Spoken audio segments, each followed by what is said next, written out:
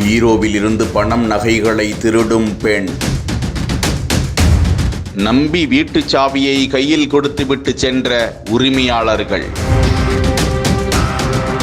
படுக்கை அறை ஸ்லாபின் மீது பதுங்கியிருந்த உரிமையாளர் பாம்பு போல படம் எடுத்து பக்குவமாக நடவடிக்கை.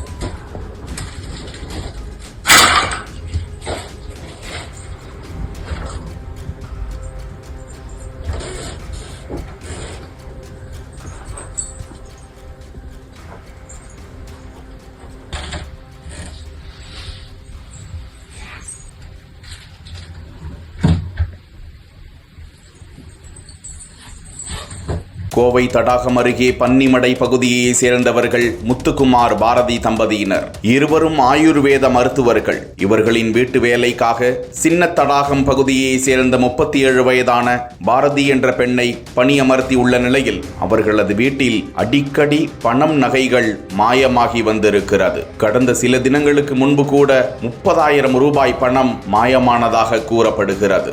வீட்டிற்கு யாரும் வராத நிலையில் பணம் திருடு போனதால் அந்த தம்பதி வீட்டை விட்டு வெளியே செல்வதாக கூறிவிட்டு வெளியே செல்லாமல் படுக்கை அறையில் உள்ள மேல் ஸ்லாபில் ஏறி கபோர்டை மூடிக்கொண்டு மறைந்திருந்து தங்களது செல்போனை மட்டும் ஆன் செய்து கொண்டு காத்திருந்தனர். அப்போது அங்கு வந்த பணிப்பெண் பாரதி வீட்டில் சமையல் வேலைகளை செய்யாமல் நேரடியாக பீரோவிற்கு வந்து பீரோவில் இருந்த நகை பை மற்றும் பணப்பையை எடுத்து அதில் வைக்கப்பட்டிருந்த 10 கிராம் நகை மற்றும் 34,000 ரூபாய் பணத்தை திருடி பதுக்குகிறார். இதனை பார்த்து அதிர்ச்சி அடைந்த உரிமையாளர்கள் திடீரென கூச்சலிட்டு கீழே இறங்கி வந்து அந்த பெண்ணை கையும் களவுமாக பிடித்து தடாகம் காவல்துறையினருக்கு தகவல் தெரிவித்து போலீசிடம் ஒப்படைத்தனர். வீடியோ பதிவு ஆதாரங்களை வைத்தும் பாரதியிடம் நகைகளையும் பணத்தையும் பறிமுதல் செய்து போலீசார் நடவடிக்கை மேற்கொண்டு வருகிறார்கள்.